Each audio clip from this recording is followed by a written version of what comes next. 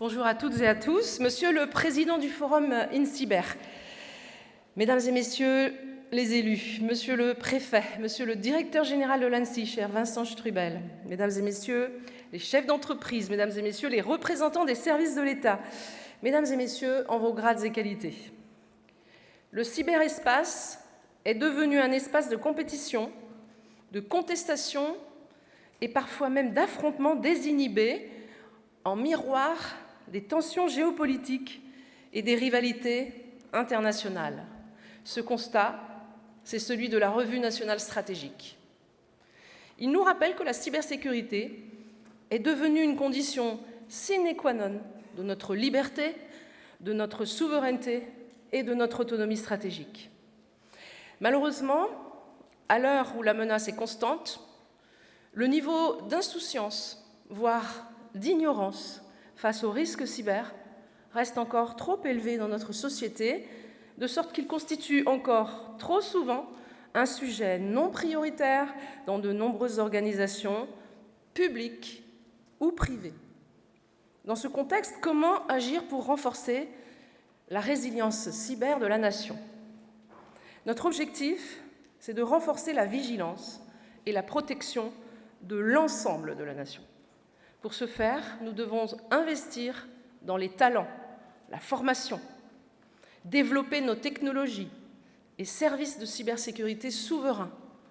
Avec eux, nous pourrons collectivement entraver l'expansion de la cybermenace et soutenir la sécurité et la stabilité du cyberespace en Europe et à l'international.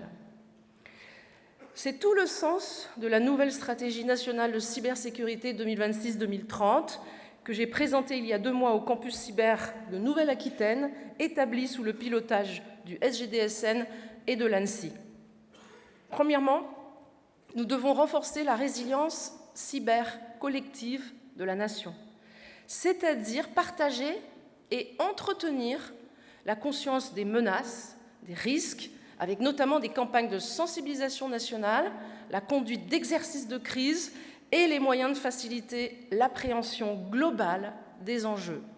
Il est nécessaire de rehausser le niveau de protection de chaque entité, de chaque organisation. Comment? Concrètement, ce serait d'abord par la création, et ce sera d'abord, pas du conditionnel, la création d'une marque nationale de prévention. Ensuite, la création d'un portail national de la cybersécurité du quotidien qui sera piloté par le GIP ASTIMA pour offrir à un large public une information claire et un aiguillage vers les bons dispositifs. cybermalveillance.gouv.fr, Mes services cyber, 17 cyber, entre autres, pour n'en citer que quelques-uns. Ensuite, l'Observatoire national de la résilience cyber aura pour objectif, quant à lui, de produire en temps réel l'état de la menace. Il s'articulera autour de 2 axes, la collecte, l'agrégation, l'exploitation de données cyber aujourd'hui dispersées au sein de l'écosystème national, et puis la mise à disposition de la connaissance de la menace cyber à travers l'accès à des données brutes. Ensuite, la transposition de la directive NIS 2.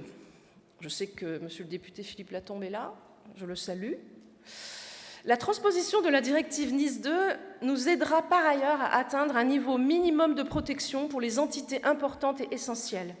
Vous pouvez compter sur mon engagement, ainsi que sur celui du président de la commission spéciale, pour que le projet de la loi Résilience soit inscrit dès que possible à l'ordre du jour de l'Assemblée nationale. En attendant, le référentiel Cyber France, présenté récemment par l'ANSSI, liste les mesures recommandées pour atteindre les objectifs de sécurité fixés par NIS 2 et oriente sur la mise en œuvre des bonnes pratiques. Cette approche est la bonne. N'attendez pas pour vous mettre en conformité. N'attendez pas la transposition de NIS 2 pour vous mettre en conformité. Le rehaussement global du niveau de cybersécurité et de cyberprotection nécessite que l'ensemble du tissu économique et social prenne part à l'effort de sécurisation, avec le souci de maîtriser le risque tout au long de la chaîne de sous-traitance. Nous passerons donc aussi, au niveau de l'État, par l'incitation, avec la création d'un label de confiance. élaboré en coopération avec l'écosystème cyber, qui permettra aux PME de bénéficier d'une présomption de conformité au référentiel de la directive européenne NIS 2 et de favoriser ainsi l'émergence d'une offre d'accompagnement adaptée. Les PME labellisées pourront ainsi valoriser leur démarche auprès de leurs partenaires, assureurs, banques, clients. Je n'oublie pas le décret de mise en œuvre de l'article 31 de la loi Sécuriser et réguler l'espace numérique sur le recours au cloud de confiance, qui sera publié dans les prochains jours. Pour que cette mobilisation générale soit possible, il est crucial de renforcer considérablement les compétences et les talents. Notre objectif est de faire de la France le plus grand vivier de talents cyber en Europe. Plusieurs dispositifs existent. Je pense notamment à la campagne Demain spécialiste cyber, lancée en 2023, qui a permis de mettre à la disposition des équipes éducatives plus d'une centaine de ressources cyber et fiches métiers, ainsi que de nombreux dispositifs phares. Je pense également au dispositif Cyber Enjeu, qui a permis de former plus de 230 000 élèves en 2 ans. Le challenge Passe ton hack d'abord, en partenariat avec le ComCyber, qui a réuni, lui, plus de 20 000 élèves en 2025. Ou encore l'opération Cactus, sous l'égide du JPACIMA, pour sensibiliser au risque d'hameçonnage près de 2,5 millions d'élèves. En parallèle, le campus cyber a lancé le projet Talent Cyber pour sensibiliser le grand public aux enjeux cyber et faciliter leur orientation grâce à une plateforme présentant une sélection de formations cyber et de stages. Demain, nous irons plus loin encore pour développer, dès le plus jeune âge, une culture inclusive de la cybersécurité pour renforcer tous les pans de la formation en cybersécurité, avec une plateforme nationale d'orientation pour soutenir au développement de la formation continue. Permettez-moi à ce sujet de partager un enjeu qui me tient particulièrement à cœur, et je pense que je ne suis pas la seule dans cette salle, on en parle régulièrement avec mes interlocuteurs, quels qu'ils soient, civils, militaires, publics, privés, l'engagement des filles dans les métiers de la cybersécurité. Malheureusement, ce domaine est encore marqué par des préjugés tenaces, en particulier l'idée selon laquelle ces métiers sont par essence masculins. Nous devons impérativement combattre ces préjugés en investissant dès le plus jeune âge dans le champ éducatif et dans le champ culturel. Je souhaite m'adresser directement aux jeunes filles qui n'osent pas s'engager dans ces filières. Vous y avez toute votre place. Aucune raison valable ne pourrait expliquer que vous n'y soyez pas dans cette filière. Et puis la deuxième raison, c'est que nous avons besoin de vous. Nous ne pouvons nous passer de la moitié de la population française, et notamment des jeunes, pour remplir ces défis qui nous attendent. Sur un autre plan, nous devons également investir dans les technologies et les services de sécurité, de cybersécurité souverains et structurer le marché cyber au niveau européen. C'est notamment grâce à vos solutions de cybersécurité que notre pays atteindra l'objectif de résilience cyber de premier plan fixé dans la revue nationale stratégique. Et je serai à vos côtés pour vous soutenir. En 2025, selon Tikehau Capital, les jeunes pousses de la cybersécurité ont levé 15,6 milliards d'euros, soit une hausse de 32% en un an. Le nombre de levées de fonds bat, lui, des records absolus, avec 866 opérations recensées. Je m'en réjouis, évidemment. Quelle meilleure démonstration de l'attractivité du secteur de la cybersécurité pour les investisseurs français et étrangers. Le gouvernement participe à cette dynamique à travers le plan France 2030. Plusieurs dispositifs ont d'ores et déjà permis de soutenir des entreprises de cybersécurité françaises. Je pense à l'appel à projet développement de technologies innovantes critiques, axé sur la protection des données, qui comprend une enveloppe de 35 millions d'euros. Dans le cadre de la première relève, 5 entreprises ont bénéficié d'un soutien financier à hauteur d'un peu plus d'11 millions d'euros. D'autres entreprises bénéficieront de ce fonds dans le cadre de la seconde relève de l'appel à projet. Par ailleurs, dans le cadre du grand défi cyber haute intensité, 35 millions d'euros ont été débloqués pour financer la création d'un SOC amélioré pour faire face aux nouvelles menaces cyber induites par le développement de l'IA. Le soutien aux entreprises passe aussi par la mise à disposition de financements pour soutenir le rehaussement de leur niveau propre de maturité cyber. C'est tout l'objectif du dispositif Cyber PME, accompagner les PME dans des secteurs critiques tels que l'aéronautique, l'énergie, pour renforcer leur niveau de cybermaturité. À ce jour, 54 PME ont été accompagnées dans le cadre de la phase 2 du dispositif pour un montant de 3,2 millions d'euros. Le gouvernement a également le devoir d'anticiper les futures menaces pour gagner les combats de demain. Nous devons nous préparer ensemble aux révolutions que constitue l'émergence de l'intelligence artificielle et du calcul quantique. En plus des vulnérabilités de cybersécurité usuelles, les systèmes d'IA sont exposés à des vulnérabilités spécifiques liées à leur modèle.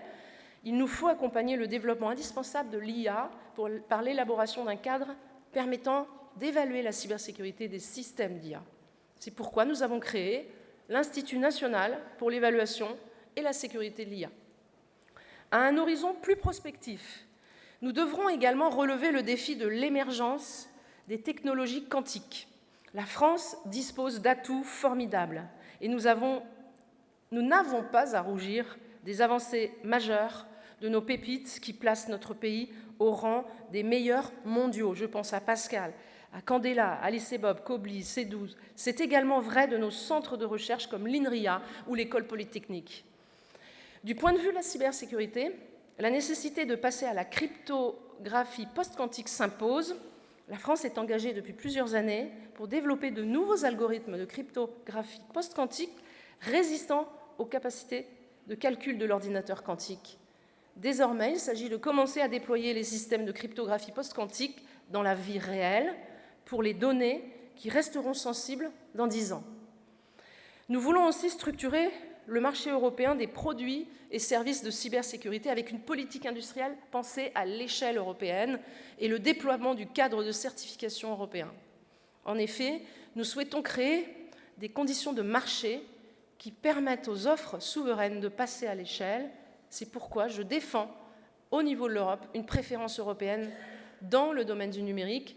C'est la position que je porte dès que je me trouve à des échelons européens, des rencontres au niveau européen, avec des textes structurants à venir.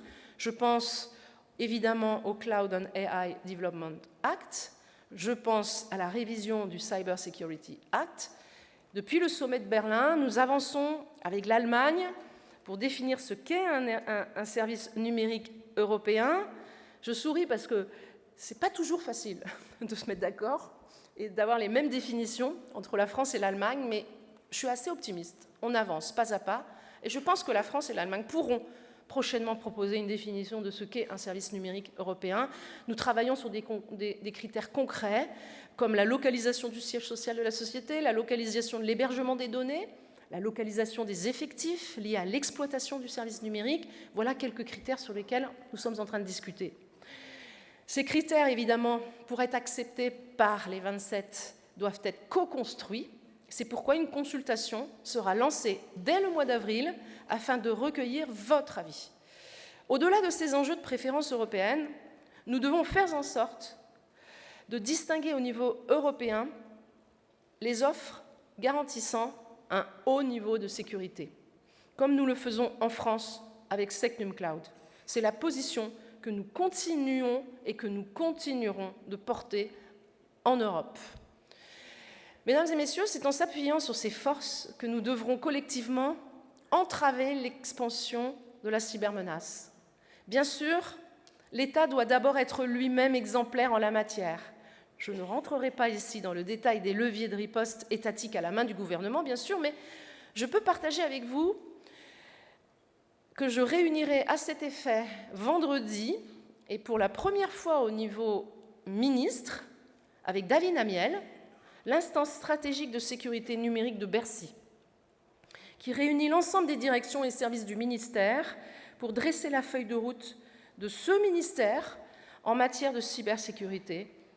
Et j'invite mes collègues ministres à le faire également chacun au niveau de leur ministère.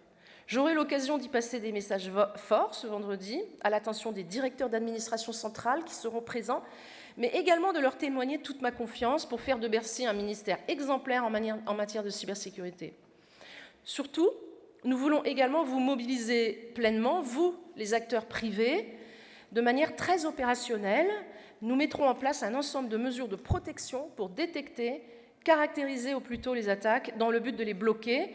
Nous déploierons le filtre anti-arnaque, filtre de cybersécurité à destination du grand public, visant à prévenir l'accès aux sites web malveillants. Sa mise en œuvre a été confiée à l'OFAC. Nous allons en outre renforcer le partage d'informations techniques sur les menaces de l'État entre les services de l'État et les secteurs privés via le développement de l'Intercert France. Enfin, puisque nous sommes au Forum InCyber, rappelons une évidence, c'est aussi en européen que nous atteindrons nos ambitions. Cela passe par des coopérations accrues avec nos partenaires, une mutualisation des savoir-faire et un agenda industriel ambitieux afin de construire ensemble un cyberespace sûr, ouvert, démocratique. Cela implique de pouvoir promouvoir un cadre et une gouvernance garantissant la sécurité et la stabilité du cyberespace. La France et l'Europe ont dû faire face à d'innombrables défis dans leur histoire. Nous avons tous les atouts nécessaires pour les relever, j'en suis convaincue. Pour ma part, attachée à l'équipe de France et au collectif, je suis convaincue qu'ensemble, nous pouvons faire de notre pays la nation de référence en Europe en matière de cybersécurité, et le Forum InCyber y contribue très largement. Merci à vous pour cette constance, pour la qualité des événements en marge du salon. Merci également pour le choix de la thématique de cette année, maîtriser nos dépendances numériques, qui fait écho à un des axes prioritaires de mon action en tant que ministre, la souveraineté numérique, ou je dirais plus aisément l'autonomie stratégique. Je l'aime de plus en plus, ce terme. Merci à tous pour votre attention, bon salon, et puis c'est parti pour une très longue déambulation. J'ai hâte de voir ce que vous proposez cette année. Merci.